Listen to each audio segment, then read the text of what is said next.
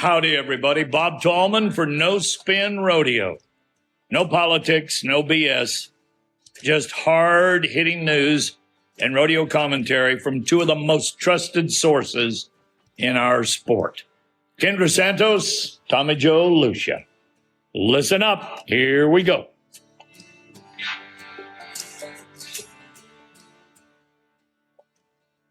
Hello, No Spinners. Tommy Joe Lucia here. I'm joined with the illustrious Kendra Santos and our wizard of production, Greg Teagarden. Welcome to Tuesday, August 19th. This is the 72nd version of No Spin Rodeo. Thank you all for joining us either live on Facebook or on YouTube or on our channel, or if you're listening to podcast a little later on the way to work or whatever you've got going on. But we are a multi-digital platform, I'm just saying. So welcome to No Spin Rodeo. Hello, Greg. Hello, Kendra. Where are y'all at today? Hello. I feel like I'm fighting with a cord here. I just skidded back into my desk from being at the Cal Poly Rodeo Arena, and I darted down there to say hello to Joe Beaver because he's having a breakaway roping and tight-end roping jackpot down there for like a youth event for 3 days. And suddenly he doesn't think I'm so crazy because San Luis Obispo's weather, it averages 80 degrees year round. And, oh, I get it now, he says. Oh, anyway. Well, I just got back from Caldwell and Sykeston. So 2 great rodeos. Put on 2 good shows. Did you go throw the bread? No, I didn't go to the throwed rolls. Nope. Missed That's Lambert's. Lambert's, yeah. My father-in-law loved Lambert's. He just loved the thought of throwing a biscuit across the room. They're big biscuits, and they toss them. They do toss them. I thought the food was okay. I wouldn't travel to Sykeston, Missouri to toss a biscuit. That's for sure. Mm-hmm. Especially not at Lambert's. They're doing a business because every time you drive by it, there's people standing outside waiting to get in. Cowboys. Well, I'm at the wonderful South Point Hotel and Casino in lovely, very, very hot Las Vegas. Attended the PRC Sponsor Summit today at Resorts World. We'll talk about that more later. But yeah, I love, and it's little insiders. They're redoing the elevators here. Like they don't look like, it's kind of sad because it seems like everybody's redoing stuff. And a lot of the old memories, I mean, these elevators have mirrors in them now and fancy floors, and only half of them work. Hopefully they all work by the time we get here. Ryan said that the rest of the elevators are on the roof. Mr. Growney did, and they'll be in. They're going to go in. But yeah, elevator construction here at South Point, lots of bowlers. The funny thing I saw this morning was because the elevators, there's not as many, this older man, probably over 70, must be in the bowling competition here. His wife is on a scooter, and he piled up his 9 bowling balls in her lap to the point where she couldn't get over the hump of the elevator. That's irrelevant data. No, Kendra, take us around Pro Rodeo. The elevators, if they could talk at the South Point, and with all the newfangled stuff, they might want to turn off their cameras during the 10-day run of the NFR inside the elevators. On a kind of funny stories about security footage actually today at South Point, which I better not repeat, but everything from people trying to go up the escalators in their cart, which evidently turns into a flip over backwards moment, is all I'm saying. Very bad crashes if you try to not take the elevator and go up the escalator on your scooter. But I think it's really sweet. Like my sons do it too. My dad always did it. That's where they got it. Where when they meet a woman, they take their hat off, and it's very sweet. Every time I don't care what time, day or night, or how many times we've been in that elevator at the South Point. Every time we get into an elevator, Oat takes his hat off. And I think that is really cool. And I don't see most people doing that. I'm not talking down to anybody who doesn't do that, but I think, man, his mom must be so proud. I think that's really a gentlemanly thing to do. Now I got to take my hat off every time I get in the elevator. Thanks. Anyway, you want me to Take us just roll around the out? rodeo world. Okay, Tell so us what's going on in rodeo. Pro there's rodeo, that is. so much going on in rodeo. So a couple of like absolute rodeo institutions have come down in the last week or two. One of them yesterday. So the other day, I don't know if you've seen they had like a footage of the implosion of the Jim Norick Arena in Oklahoma City.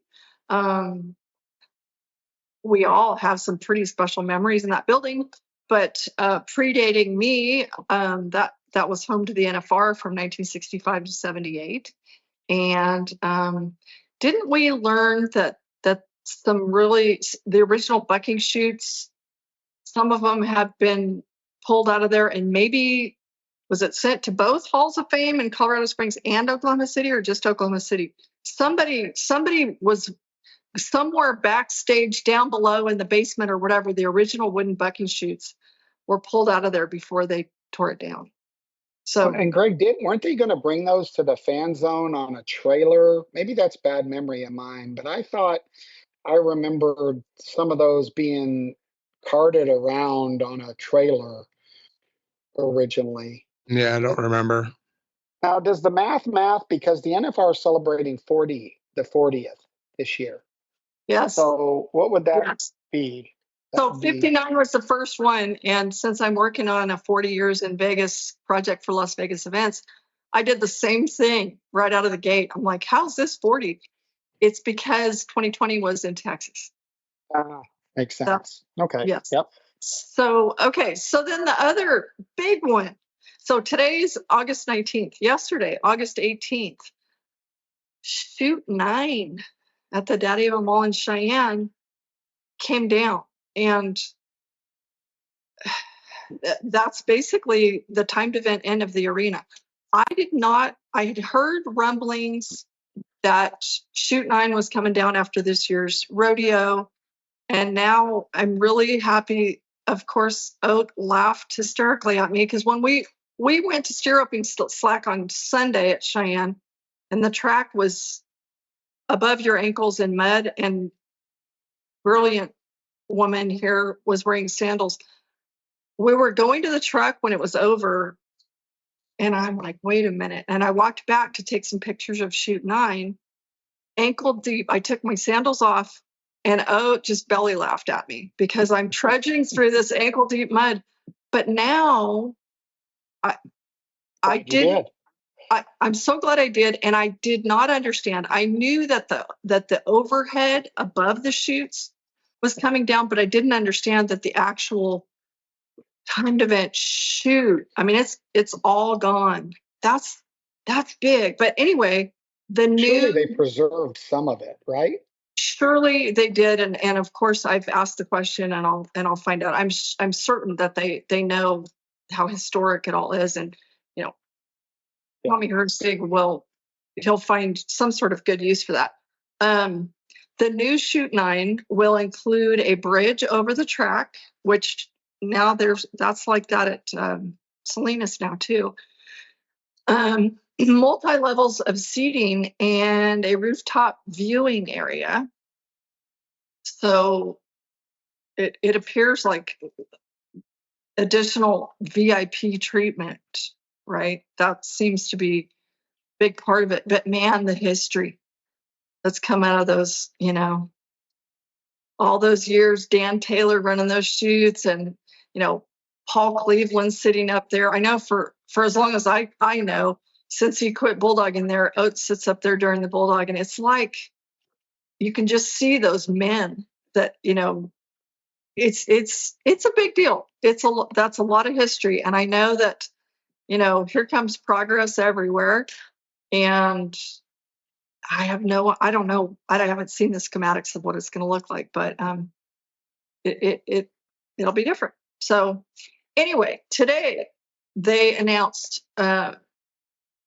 The National Cowboy and Western Heritage Museum in Oklahoma City has changed the name of their rodeo hall to the National Rodeo Hall of Fame. This year, that was a branding name change.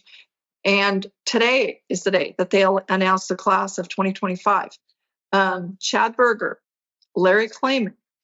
I remember being a kid, Larry Clayman was a clown who had a chimpanzee. Did you know Larry Clayman? Oh, I did. And I think the chimp's name was Toto, I think. I think you're right. Mean. Yes, I've been around Toto. Of course, I was raised with monkeys and primates. And so when you didn't have anything to do, you went and looked at another monkey or primate. But yeah, Toto, he retired in Branson, I think. I think that's where Toto retired, was in Branson there. Yeah, after he maybe bit a kid's ear off or something like that. Oh, Yeah. wow. Toto wasn't overly friendly, by the way. But go ahead, onward. Larry Clayman, Joel Edmondson, H.P. Evans. That delights me personally. The king, the original OG of the headers who reached. Bobby Goodspeed, Charlie Throckmorton. The two deceased inductees this year will be Neil Gay and Wiley McRae. Director's Choice, John Taylor, another clown barrelman. The Tad Lucas Award, Larry D. Guy, which is wonderful. And the Ben Johnson Award will be Mike Hudson. So congratulations to everyone who is part of that 2025 class. That will come, those festivities will happen in November in Oklahoma City at that place is beautiful and very impressive. And the National Rodeo Hall of Fame will soon undergo a massive renovation, millions of dollars worth of renovation. And so next year I start being the Rodeo Historical Society president. So I am privy to some of that stuff right now, and it's very exciting. They're going to do a major overhaul on the rodeo part for the hall. So that's cool. Okay. The rodeo in Gooding, Idaho just celebrated 100 years and this year. And I thought one of the cool things that happened, I mean, so many cool things happen at every rodeo, but Stetson Wright tied his dad, Cody's 90-point bronc riding record from Gooding, which is cool in itself. And he did it on J.D. Hamaker's Cowboy Fool. And I thought it was pretty neat. There they are. What did Stetson do with his 100-year anniversary special Gooding buckle? He gave it to J.D. Hamaker, who owns the horse. And I thought that was pretty cool. Sometimes people, I don't know, for whatever reason, they want to kind of bash on the guys with the number 1 on their back, but that was a sweet thing to do. And you can tell by the look on J.D. Hamaker's face what it meant to him. And so, good for him. Okay, Caldwell, where Greg just was. This kid on his permit from Emmett, Idaho, just won the bareback riding. Mason Yancey. I had never heard of him before. There he is with Haley Novak getting his loot. So he won almost $10,000, and he's not even a card member yet. He was 87 and 84 and a half. He closed it on Powder River's Heads Up Hank, which apparently there's a hilarious story about this. She's a mare, and she's named Heads Up Hank because I don't know if she mowed over Hank Franz, and there's something there. But she had drilled this kid, Mason Yancey, the first time they met. So he gets her in the short round and won the whole thing. And that kid was like, he was wide-eyed and thrilled, and it was pretty cool to see. Cooper Cook had a chance to win it, and he missed his last one out. But what a memory for that young man, Mason Yancey. So good for him. I thought something was interesting enough to track down the answer to. So 3 bulldoggers tied for the last hole to make the short round. And something was mentioned like, well, they didn't take the splits or whatever, which seemed so odd to me. So I went to our go-to guy, Steve Knowles at the PRCA, and who I so appreciate. And he said on a one, like I said, what's the deal with a long round? Because I'm like, how would they break the tie when there's only one long round? What do you go back to or whatever? He said on a one go, basically one long round with a finals, if there is a tie for the last position, they will drop them. In other words, if they're going to take 12 people and 3 guys tie for 12th, none of them get to go. I'm like, what? And then if they drop them, they can only go down to 10. And if the splits go to less than 10 people, they have to take everyone. So the committee has the option of whether or not to take splits. And I'd love for you to say what your feeling is from a committee perspective. Of course, standing up for cowboys and cowgirls, I'm going to say I would beg a committee to take splits. Because can you imagine, out of all the people, maybe there's 150 people or 200 people in your event or whatever, and you're in the top 12 and they cut you because there was a tie? I'm like, why? Yeah, I don't think that sounds. I didn't know that. That doesn't sound very fair. I can see how with the cattle and stuff, maybe it's a little bit cumbersome, right? Because if you've already got the pin set, I guess I don't know, right? Because you would be adding, if I understand you right, you would be adding 2 more guys to the final round, right? You would take 14 instead of 12. Yeah. Yes. So it doesn't sound fair. Doesn't sound fair. I really can't argue with you. I think I would have to let them in. Right, dropping all of them. I guess yeah. I don't. It's not the stupidest thing I've ever heard that they do. So, but I don't think it's fair. I don't. I wouldn't do that. I don't think. I think I'd let them in. I would think that there would have to be some form of a tiebreak on one long round and a short, because in theory, what if 20 people tied for the last hole? Of course you can't take 20 people. So I can see, there being different degrees, but if it comes to 1 or 2 extra people in your perf, man. Well, I'm sure. we've got like 9 tiebreakers in our progressive, right? I mean, like the tiebreaker page is really, really long, but you have to, right? To me, you have to document, and it's in the ground rules. And maybe that is if they, I guess I don't know. In ours, it's in the ground rules. It shows all the tiebreakers, and I mean, it goes all the way. You know what I mean? And I could see, like in the rough stock events, you can say, okay, it's based on, if there's only a long round, I don't know, it's based on whoever had the higher spur ride or something like that. I don't know. But in the time events, how do you do that when their time is the same?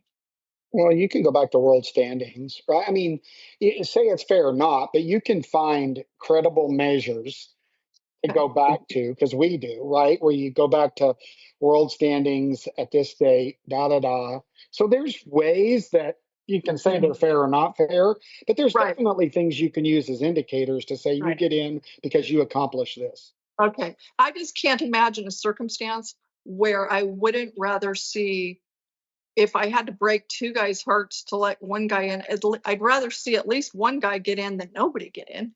I'd rather see all 3 get in, but my next thing would be, I would prefer that one guy got in over nobody, so it's just interesting conversation. I mean, So at least draw out of the 3. Like, I mean, you draw for everything else, put the 3 names in a hat and pull one out.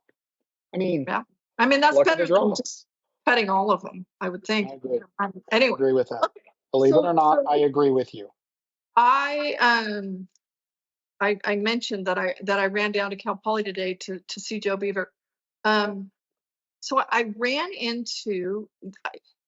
I'm going to tell this little story because I was running down to the other end of the arena to see the coach. Ben Londa was in the water truck, and I wanted to say hello before I left. And 4-Star Rodeo, Jeff and Terry Davis. Okay, Terry's dad, Cecil Nickel, is like my dad's oldest friend.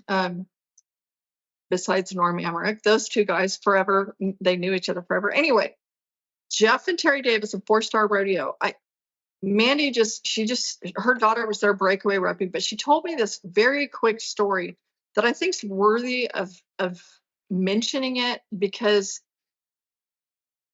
we all get so aggravated when people try to say that like rodeo people don't care about, the animals or whatever. So she said, I thought of you the other day. So her dad is Jeff Davis of 4-Star, and they just lost their NFR saddle bronc Wall Street, and spent 5 straight NFRs in the bronc riding, and this, by all accounts, would have been the 6th straight. Well, anyway, he colicked, and he's 17 years old now.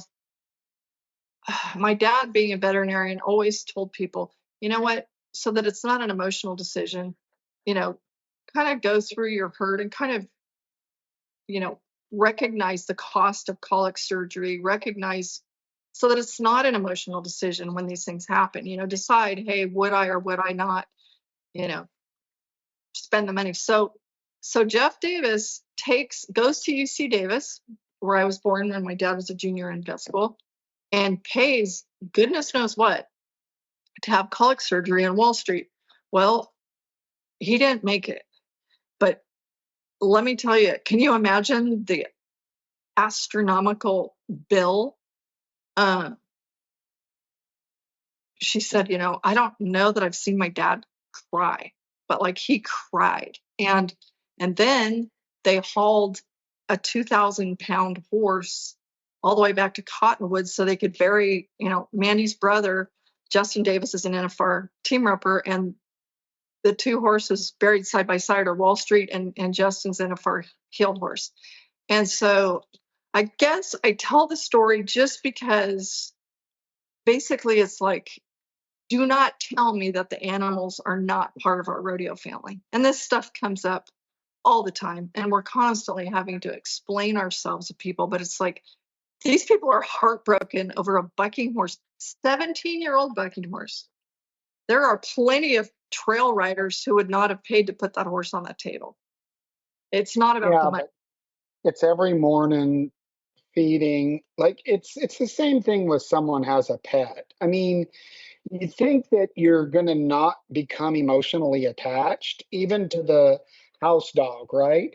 But when you take care of those animals and you stand behind those yellow chutes and someone gets on them, you can't, you think you can control that emotion, I think, Kendra. But when it gets, I mean, I remember when Old Paint, the swayback horse that I used to perform with, that my dad performed with, that I inherited, he was 19 or 21 or something, like very old. And rational thought would have said, let him go, right? But that's easier said than done. Like, money doesn't matter when you sit together in an alley and it's 104 degrees and you go and perform together. And it's the same thing for these guys with these horses and bulls. Like it's stronger than the bond. It's true. They love them, and the pride. I mean, the cost of that surgery and that care at UC Davis was exponentially more than any horse gets for going to the NFR. I promise you, it obviously.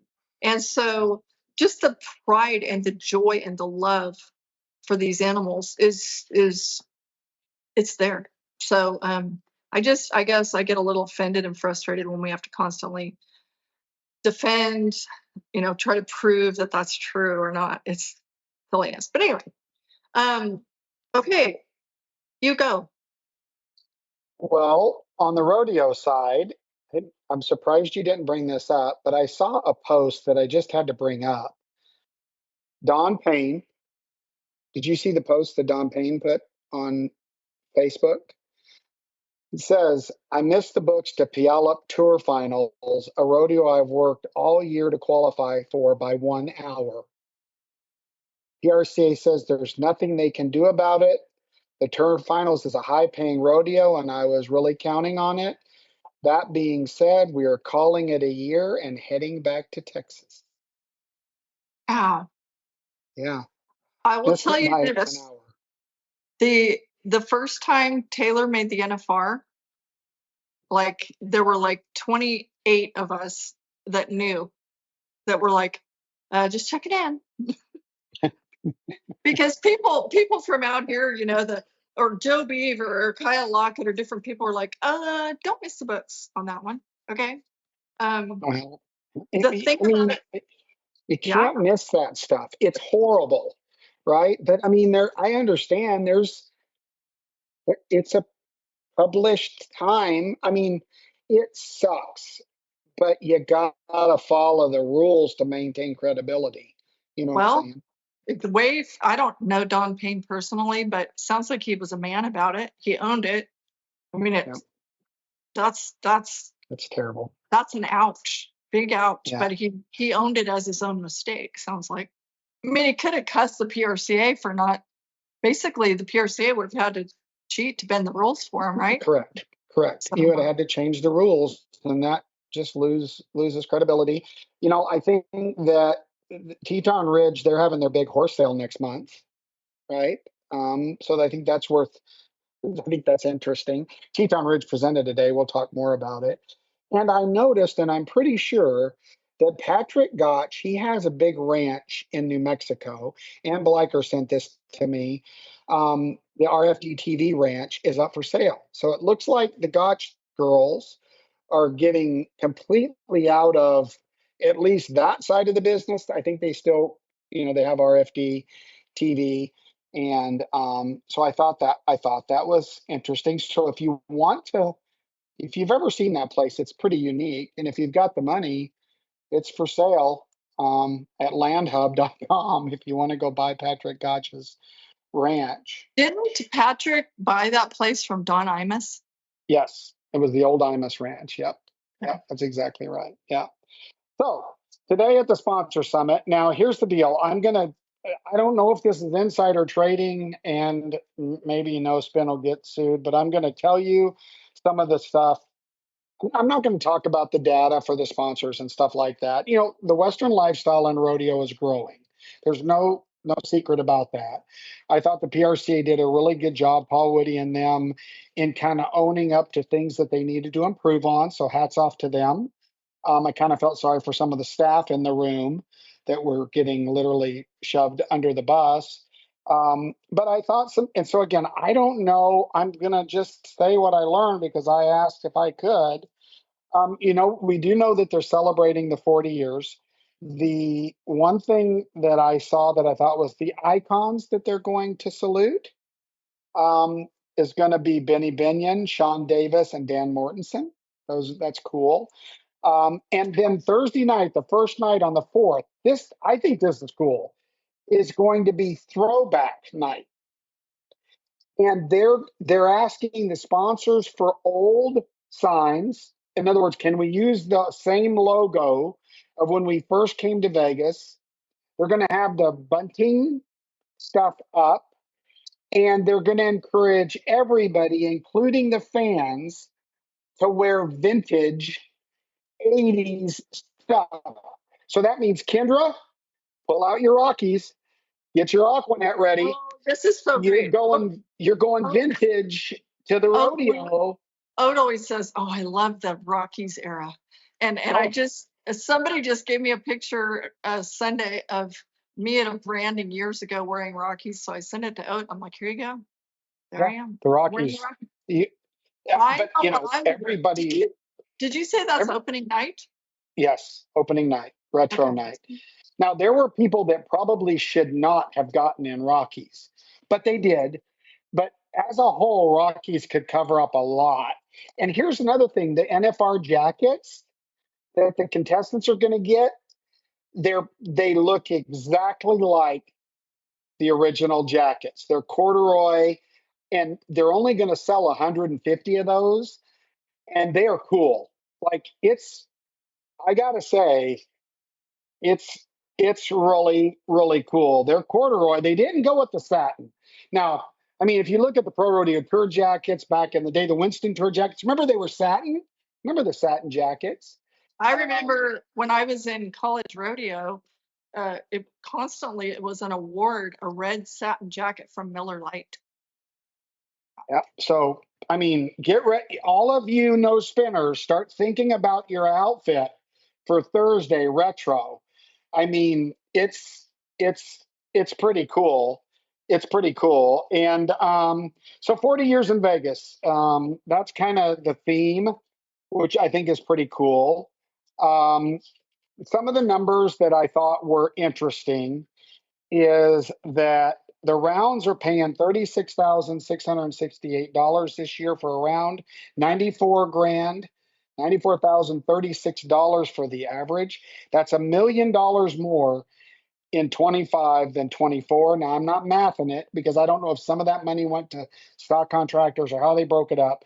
But $12,501,505 in 24, $13,501,505 in 25, and 26, a $4.05 million in overall increases.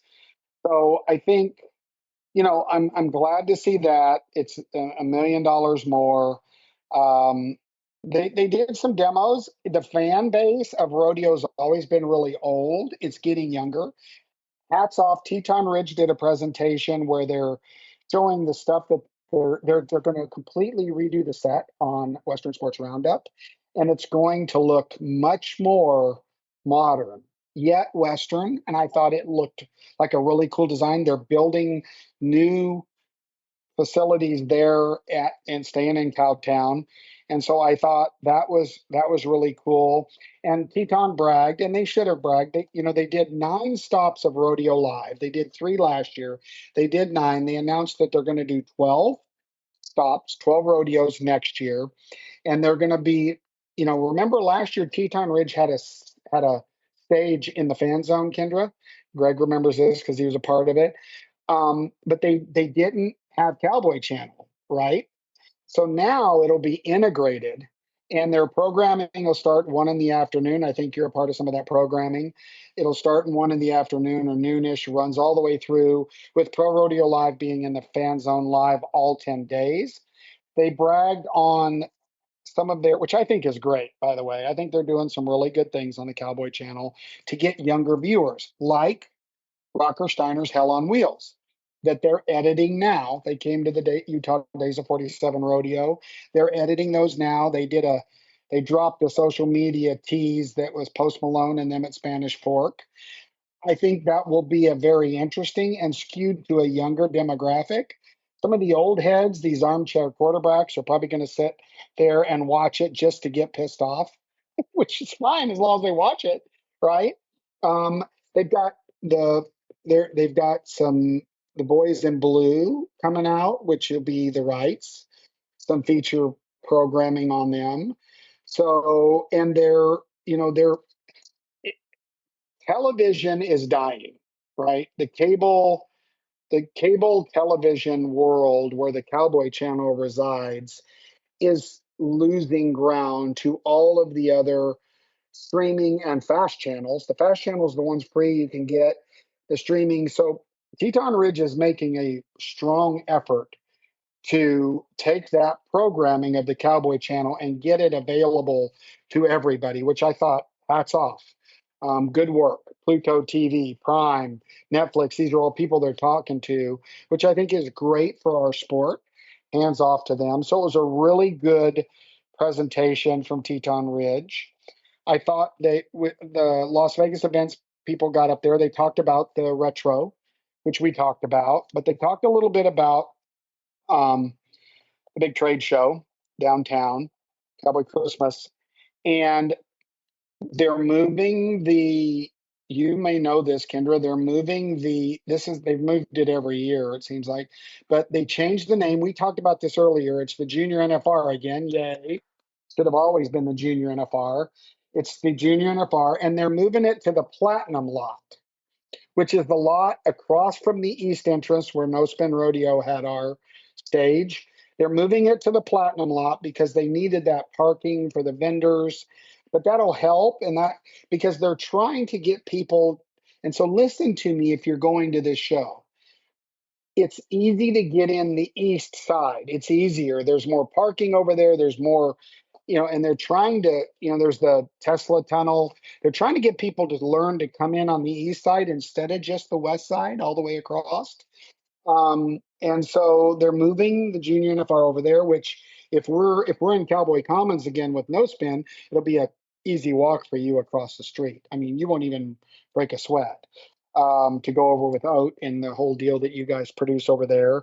So I thought that that was really, really cool that they're moving that to there. Let me look at the rest of my notes here. There's rumor that Dolly Parton is going to have that she's going to have a big thing in that East Cowboy Commons with her Dolly World, I think, and that she may make an appearance one morning over there in the East entrance by where the stage where we were is. So that will be cool. I'm not going to say any more because I don't know that that will happen, but there was some talk about that. And so, and the PBR and the, excuse me, bad move. The PRC is gearing up for next year's 90th anniversary. And they've got a lot of really, really good ideas about celebrating the 90th next year, right? Starting in 25 or 26 at the beginning of the year, the 90th anniversary. So I thought those were some cool little snippets that I thought was really cool from the 5.5 hours of sitting in Resorts World, and lots of new sponsors, Christmas side and on the NFR side, some cool new sponsors that are coming on board. So yeah, there's some interesting insider trading. You know what For the I'm NFR this super year. proud of? You mentioned the junior NFR, and I mean, I'm so proud of Oat and how he runs that deal. And this, you know, this 40th, that, you know, it's the 40th since Oat won his first championship and whatever. But what he's doing personally for those kids this year is making it a 10 header, which right now in this day and age with the cost of cattle and all that, Ooh, I'm like, are you sure? And I'm but so that's the proud real of him. deal. That's the real deal. It is the Yeah. real deal, and I'm so proud of him for doing that. So it's not Well, it's the expensive route, but it's the coolest thing you can do. yeah, that is hats off. That's that you want to emulate that, right? You want to emulate that experience. So cool, but that's the kind of stuff that Oat would do, right? That's just It's very Oat Berry. yeah. And by the way, he's, they had the 85 champions here with him, and a part of their whole marketing campaign and photo shoot and sneak peek, those guys may be handing out the back numbers at the back number ceremony. Wouldn't that be cool to get the back number handed to you by the 85 champs? And the other thing that I thought was really good, they reported the Nielsen ratings, 40 million rodeo fans currently documented. That's a real number. And that's exciting for the Western lifestyle in the sport. 39.6 million Nielsen documented fans for professional rodeo. I have a question about that because I used to be in on like the annual report and how it was reported and stuff. So my question on that, based on years ago, does that mean, I always had to ask, does that mean that, say, the Cowboy Channel has the ability to reach that many households? Or does that mean that many individual households have actually tuned in? Do you know? I think it's an engagement thing, Is it but potential? well, it's those that have documented and engaged in watching a broadcast for a certain amount of time. Now, here's what's really interesting. They released some AI stuff at this. So first off, if you don't think that your phone is tracking everything you do, you're wrong, because they released some AI data, which was very interesting. But here's what I thought was most interesting. They're, I'm trying to see where I wrote down the number of apps that are reporting the data to this AI. And I want to say it was like 300 apps. So if you have any one of these 300 apps open, It can tell you, so they can literally say, they use the Nashville rodeo. They were literally saying 3 million people ate at Raising Cane's the hour before, or 3,000 people, excuse me, to get this right. 3,000 people went through the doors of Raising Cane's before the rodeo.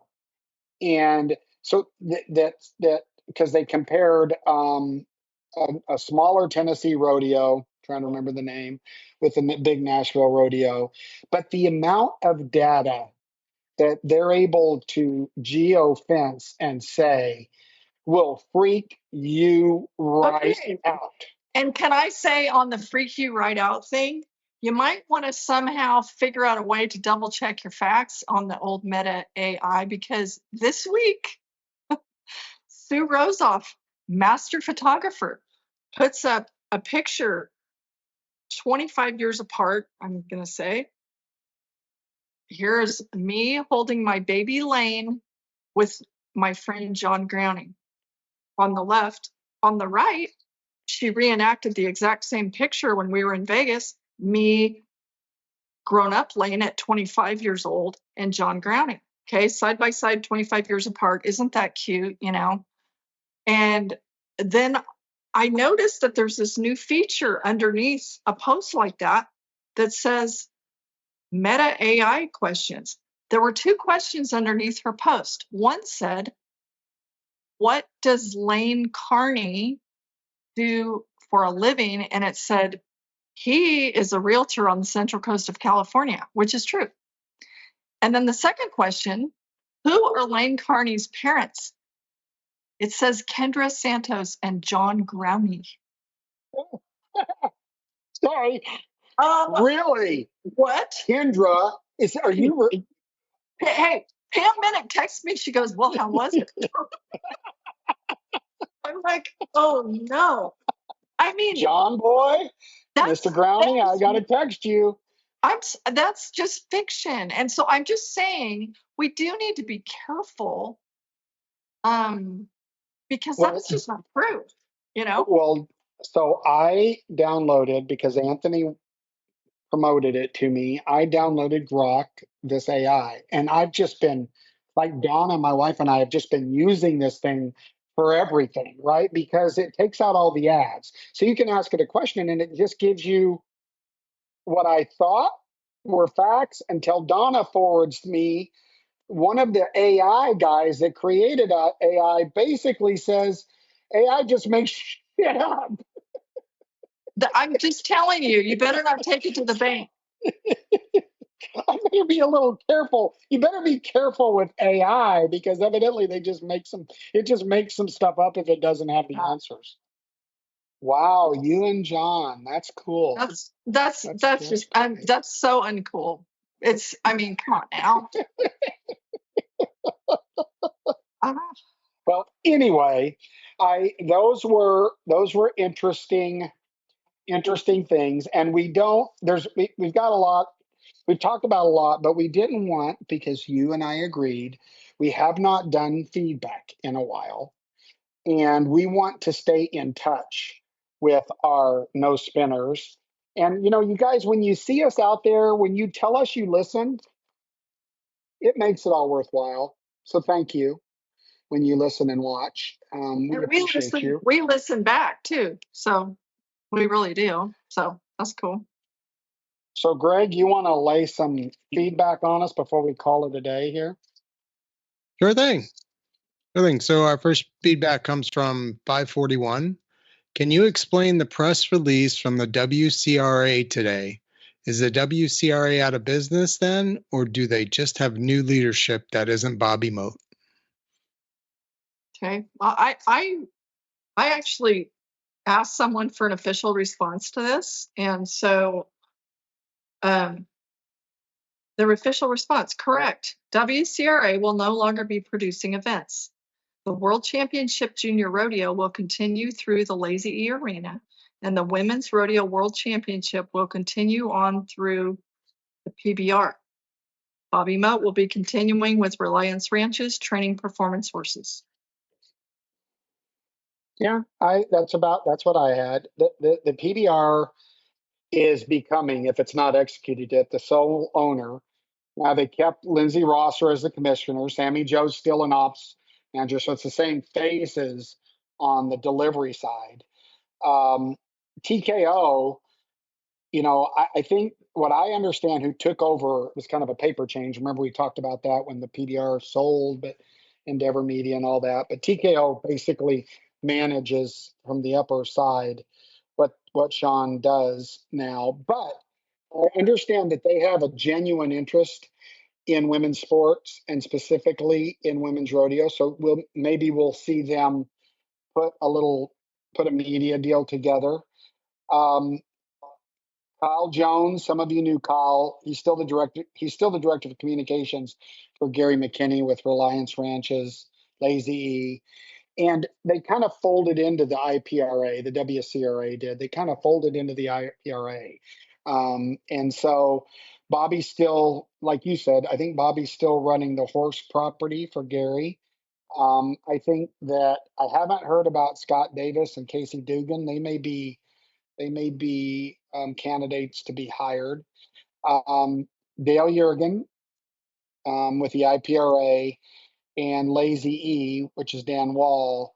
They'll continue the junior. So as everything that you said. Now VRQ is still out there. That's the virtual rodeo qualifier, which is how they're qualifying for some of this thing. Clay Dean, I think, is a part of that. And we'll see what VRQ, Gary McKinney and them kept the VRQ and they're keeping it open. Breakaway rope and Dengshire helped that. But I know that they're looking for opportunities to use the virtual rodeo qualifier as qualifications for maybe even in the future some events we're familiar with. Now, I don't know how that would ever work. I just don't. But I can tell you this, like you said, the price of timed event cattle and everything is making slack, and you're not going to hear this, but it's making it hard for rodeos to afford to do. And I know what you're thinking, but it's expensive now with cattle. And so I don't know if VRQ will come into a role there. I hear whispers about it. I can't imagine how VRQ would qualify you for a PRCA rodeo, but I'm hearing that some of that could happen. But the WCRA is gone. Okay, and I enjoyed some things about the WCRA, starting with the fact that millions of new dollars were put into cowboy and cowgirl pockets. And the first one I went to was in Chicago, affiliated with the PBR. And I remember getting to hang out with Tandy Freeman. I remember saying to him, "This is the first time I have had chills up my spine since I was, since the very start of the PBR, because watching like Jackie Crawford win 50 grand in the breakaway roping in that packed house in Chicago, it was extraordinary." And another super highlight for me with the WCRA was getting to follow along RC Landingham winning the $1 million in the Triple Crown of Rodeo for winning 3 straight majors. And Kyle Jones, you mentioned, who is an extraordinary talent and a gold standard human being. He and I went on some really cool adventures up to Hat Creek, California, to where RC is from, and that deal changed his life. And going through the injuries and the horrific injuries and different things he'd been through, but he won more that one night in Fort Worth than he'd won his whole storied career with all these NFRs and everything. And that's not putting down the NFR, but it's to say some really amazing things happen to people, and the underdog stories, that Jarvis Demery or a Tori Johnson, or these different people that no one had ever heard of, had some glorious moments because on any given day they were good enough. And I mean, sometimes it was college girl or different things, but it was like there's some really cool things happen. And before we leave the subject of the WCRA, I would also mention that Rob Smets, 5-time world champion bullfighter, who is the current Rodeo Historical Society president, has been a very loyal WCRA team member. And, he's been out there teaching some bullfighting schools and announcing and stuff since they announced the closure. But, I hope that the Casey Duggan and Rob Smets and these guys, I hope that they, the next door opens wide for them, because those guys worked their asses off. And I'm so proud of them as people. And I was really proud to be on teams with them at different times, because those are stand-up people, and they worked so hard. And Lindsay Rosser Sumter and Sammy Jo Smith are going with the women's over with the PBR. They work all day, every day on that. They work so hard on that. That's their baby. And I'm glad that they get to continue with that. Well, hats off to Gary McKinney for writing big checks that went into the sport. The problem, it's not the problem, but you so many times, and we've seen it over and over again in this sport, that sustainability is very important, right? It is. And you can't take advantage of these big checkbooks forever, right? These guys are rich for a reason, because they're smart and they'll invest.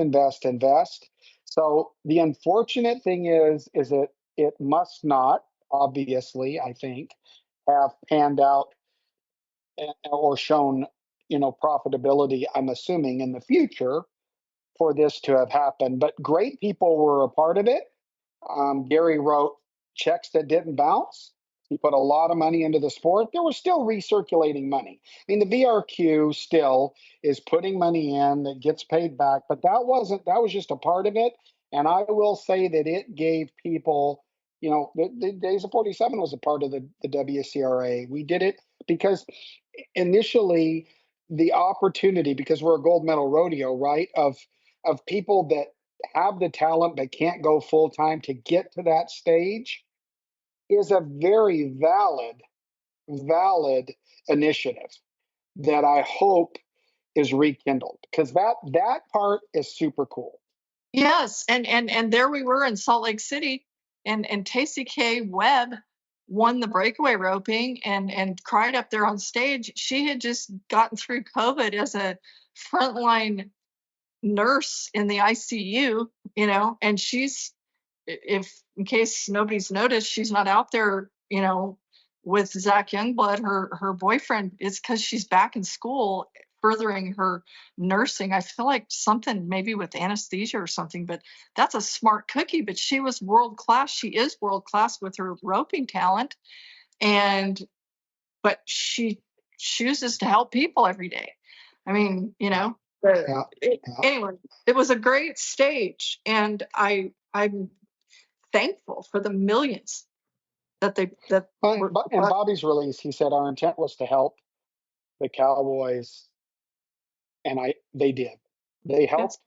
They helped our sport. I would have loved to see it sustain. Not knocking anybody, just wouldn't it have been better, as we look at all of these things, even when you look at a Teton Ridge and you look at all these things, sustaining is important for the longevity of our sport. Be smart, be wise in how you go about this, because those guys don't write checks forever. That's all I'm saying. Well, okay. And the last thing I would love to say before I don't is, let history not forget that the WCRA stepped out on the ledge first for the breakaway ropers. And this phenomenon started in the WCRA. So, well, because they were very active in the VRQ. well, they offered equal money to the breakaway ropers, which had not been done before. Mm-hmm. Yeah, I agree. What does a rodeo like Corpus Christi do now? Do they go back to the PRCA? Yeah, I bet they do. I've got a call, but I bet they do. and that'll be good for Corpus. I mean, you know, the tail end of the WCRA, the pool of players had gotten not as strong as it was when it started, right? And so I think that that's their. Well, I shouldn't say that. Good question. I'll find out the answer and ask me again in the next no spin, and I'll have an answer for that. Gotcha. All right, next up from the 210. I love you. I love all no spin rodeo episodes. I'm definitely a no spinner. I have my luggage tags from the NFR on all my suitcases. I just wanted to drop a note and tell you all that the number 65 Reno Rosser and the number 64 New Rodeo in Kanab, Utah episodes were exceptional. Just keep doing what you're doing, and I look forward to my no spin escapes each week. Could you explain what's happening with the WCRA? I saw there's some kind of change. Thank you. Thank you for, thanks for having those on your suitcases. We'll have some more at the NFR this year. If you didn't get your luggage tag, they're colorful and you can find your lost bag. And we talked about the WCRI, but thank you for being a no spinner. And I'm glad to see, you know, we try to create variety in these episodes and talk to different people and talk to different things, because there's a lot of spokes in the wheel of professional rodeo. And like Kendra has said in the past, it takes all of those spokes to make the wheel go round. And we want to cover them. Right, up next is from Gordon, Nebraska. Just came across an article regarding litigation between the PBR and Dr. Phil's TV channel. Would be interesting to hear that story along with a synopsis of the event in Colorado that replaced the Cheyenne PBR. On a different note, I have always been curious about the t-shirt guy at the NFR. First time I saw him, I thought he was an out-of-control fan throwing his clothes. Obviously, he's part of the show. Whoever came up with that idea was a genius. Oh, that guy, and I don't remember his name, but The dancer, right? yes, like these hired. Who we've literally watched age, who's now has a dad bod.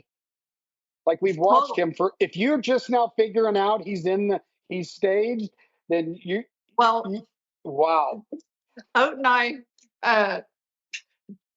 when we knew whatever is this guy appears, we always have to, wherever our seats have to be where Oat can put his poor left leg, his poor left knee into the aisle. So we're always on an aisle.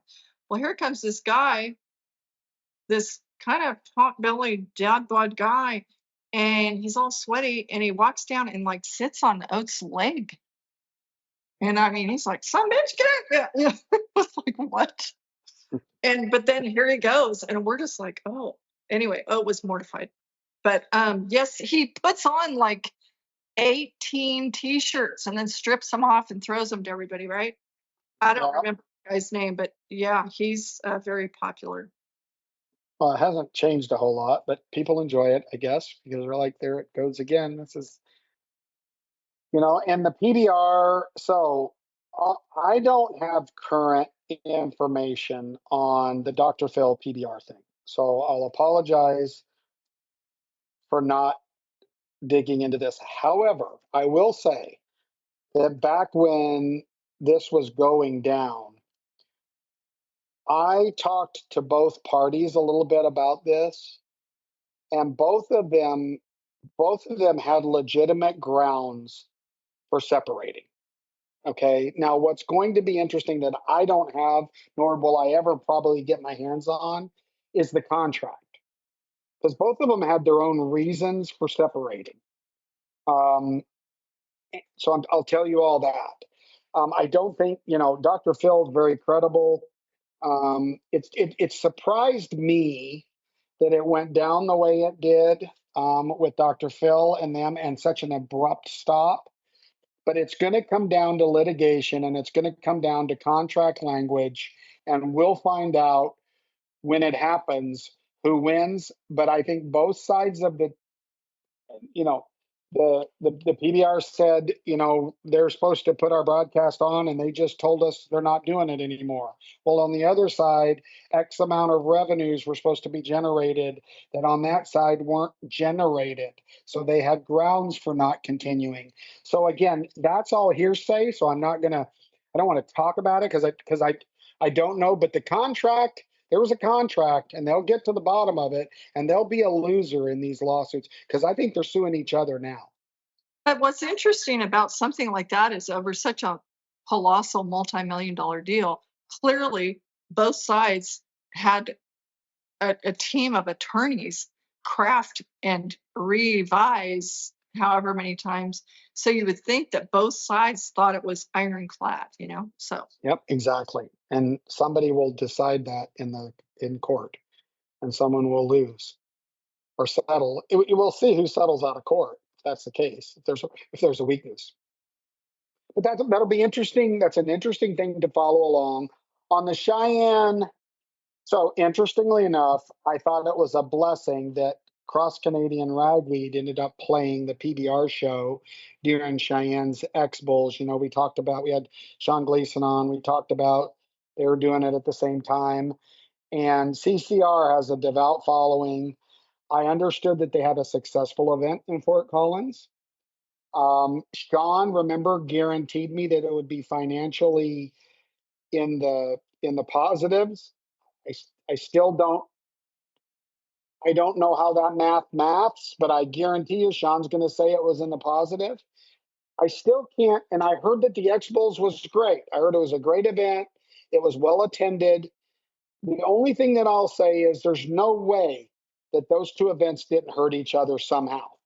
They both can't say, I guess they can both say that, but I can't imagine that a bull riding fan didn't have to choose. That's all I'm saying, and went to one or the other. So, Well, unless there are enough bull riding fans in the region to go around and both were big hits, I don't know. I don't know. I think that there's a lot of rodeo fans that may not be diehard fans that definitely went to Cheyenne, and I think that's a benefit to bull riding. But I'll tell you what, the X Bulls bull riders are riding bulls. Like, there was a time when the X Bulls wasn't as good a quality of bull riding as you would see, but the X Bulls guys, there's guys in professional rodeo right now, and we know a couple of them because they're in a fight. These guys ride bulls. I mean, these guys are bull riders, and they're not just riding pups. So, and now the bull riding, the PBR is still there's no doubt the very best bull riders are in the PBR as a whole, and they get on ranked bulls as a whole. It's definitely a notch, but still, the X Bulls that's a good product. But there are extraordinary guys in both. There is. Yeah. For sure. Yeah, and like Caldwell, I know that's tricky on like committees and announcers. Like nobody made the whistle in the short round. That's a bummer. It's tough to sell that at the end of a rodeo, right, Greg? I mean, you were there. Yeah. But what's interesting? That was just a one round. There was no short round in the bull riding. Then how did they? Sure. Yep. They for rough stock, they brought back the top 12, but for bull riding, it was just a straight one header. Well, then they forgot to tell the TV crew. Oh, but I've got another big announcement that I just thought, talking about TV crew. Guess what? Guess who will be calling the action for the NFR? I want to guess. Teton, go ahead. I want to guess because I want to be right so bad. Metters and Knowles. Yes, they're back. The Bob Costas of Rodeo and Metters. Yes, they're back. They've signed a contract. You will hear the same voices that have rocked you before on the broadcast again, even with Teton Ridge taking it over. So I thought that was really interesting news. Earlier this year, a lot of us had heard that maybe that wouldn't happen. And then when we all watched at least part of the broadcast from Calgary, I'm like, made you wonder. These guys are such winners. They cannot be denied. Well, I think they could have been denied, but evidently there were some fan surveys or something. But anyway, they're back, which is I think is I think I really do think those guys do a really good job, and I think that it would be noticeable if you put two new people in there. You would then notice how good a job they do. Does that make sense? If you missed them, right? How many times have you watched football when they bring the new guy in and you're like, man, that old guy was really good, right? I mean, you don't really realize how good they are till you put someone else in there and it fails. Al Michael. I just thought he was so great. Yeah. Yeah, well, the thing about it is Metters and Butch, they're it's like they're comfortable and familiar. They're our friends. They know what they're talking about, and the they're good humans, and they're just nobody ever is like, oh, those lippy, arrogant. No, they're just good. And I mean, Butch, it's like, well, he's won the NFR in the bronc riding, but his kid has also been there in the bulldogging. Like they, you know, they're so versed, talk about all of it, and they're just beloved. So And the PRC media is going to, evidently, it was a challenging feat for them, but they've somehow defined 40 of the greatest moments, and they're going to start releasing those on social media 40 days out. oh, So if you watch that, big shooter. what? That's my Did you do job. it? That's your job? Well, how do you pick 40 out of 40 years? I mean, you're going to leave some out, and I'm going to call you on it. No, but you know what? I just heard something on the radio that was so perfect. Dave Ramsey, the financial guy, said something about writing a book, and he said the perfect thing to me because I keep telling Las Vegas Vince, it's like, do you know this is, and I've worked on these. I'm working on this with Jeff Metters and Las Vegas Vince, and so, but I've worked on other really cool projects like this about 60 years of the NFR, different defining moments, different things. This one is 40 years in Vegas. And that's what every time I'm like, man. And I mean, just Stetson Wright alone. I'm like, I've talked to Stetson. I'm going to talk to his dad. I'm going to talk to his grandpa. I'm going to talk to But because technically speaking, you really can't define the 40, because if you go through the end of this NFR, something could happen that should be a part of those 40. yeah, but you know what? But here's the thing. What I started down saying about the book on his point was you could just never end, never end, never end. Sooner or later, you have to print the book. That was the guy that I heard on the radio today making the point. And I keep saying on this deal, it's going to make me crazy. But we've worked on these other projects the last we lots of these projects. I'm always like, oh my God, that I would miss one. But it's like, you know what? Like they keep saying, it's all a matter of opinion anyway. But I mean, I'm talking to all these guys. I'm like, do you want to pick one moment for Cody Ohl? Do you want to pick, you know, okay, Dan Mortensen, Stetson Wright, whatever. I mean, it's pretty easy if you say, okay, Kai Hamilton, well, that's pretty obvious what happened, to him.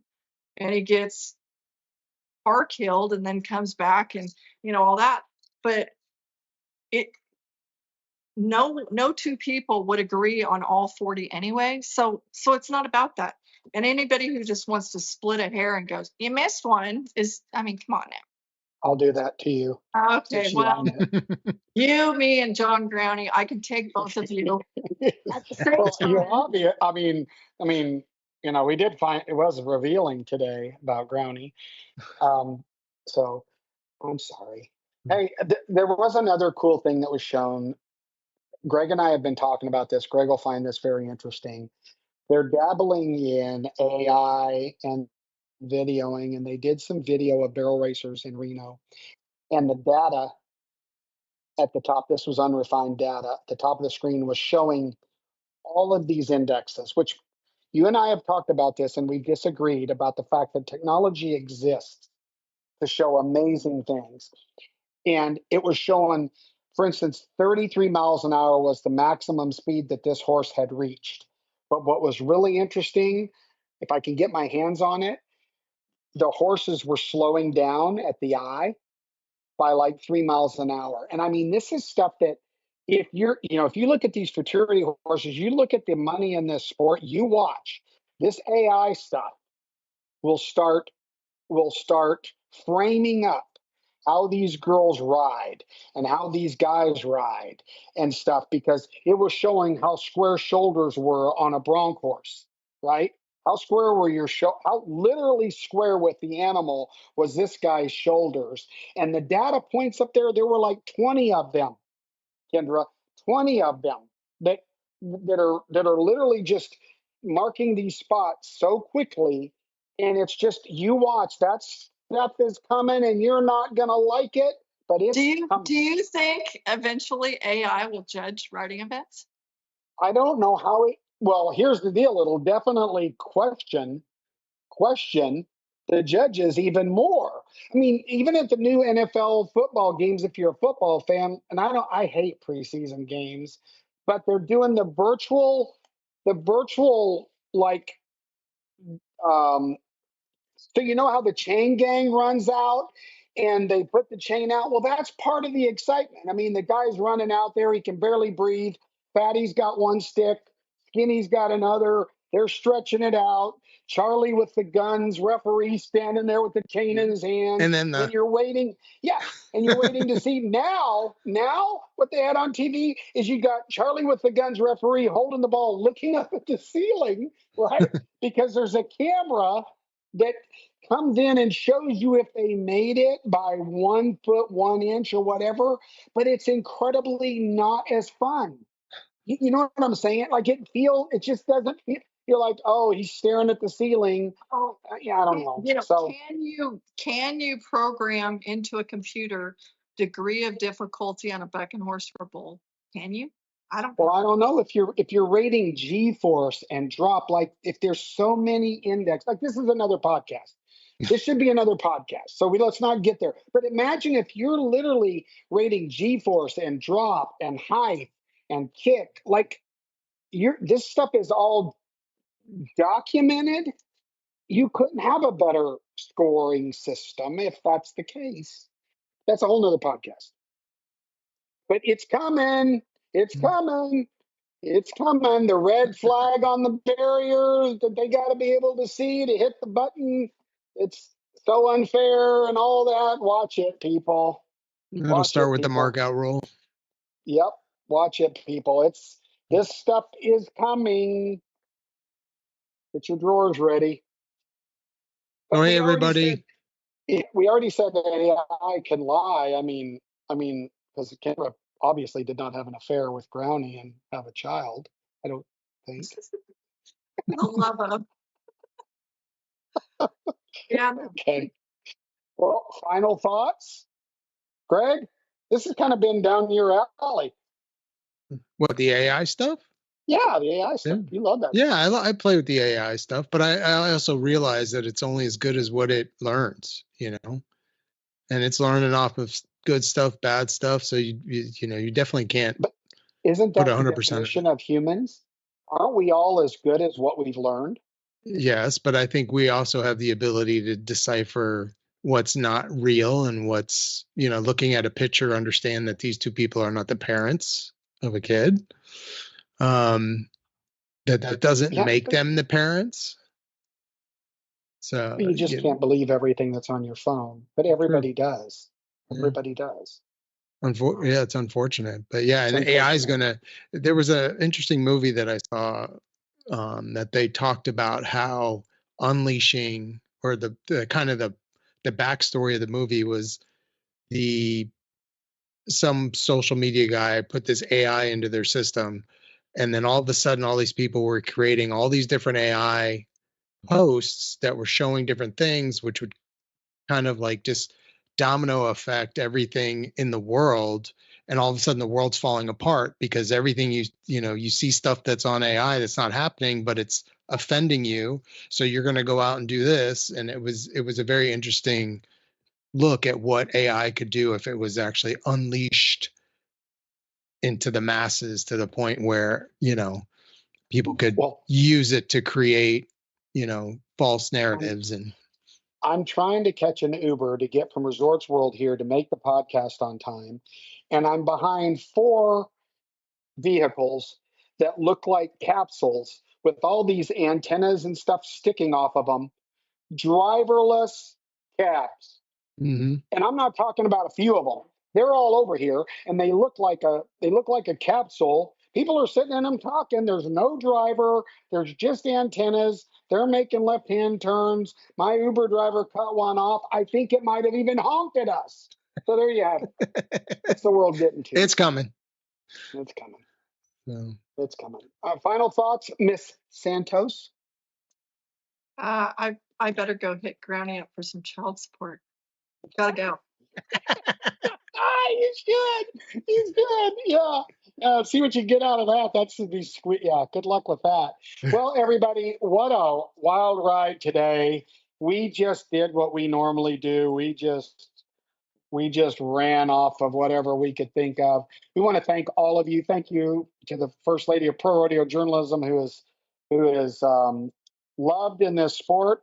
Thank you, Greg, for putting this all together. Thank all of you for watching. Thank you for listening on your way to work. Thank you for being a No Spinner. Hey, if you haven't, tell somebody about it. We would love to have some more No Spinners out there. Send in your feedback. Greg, how do you send in that feedback? Send feedback to nospinfeedback@gmail.com, or you can text us at 817-668-2395. That's it for this episode of No Spin. Thank you all. We'll see you in a week. Be safe out there. Watch out for AI. It's not all what you think it is. There you have it. See y'all later.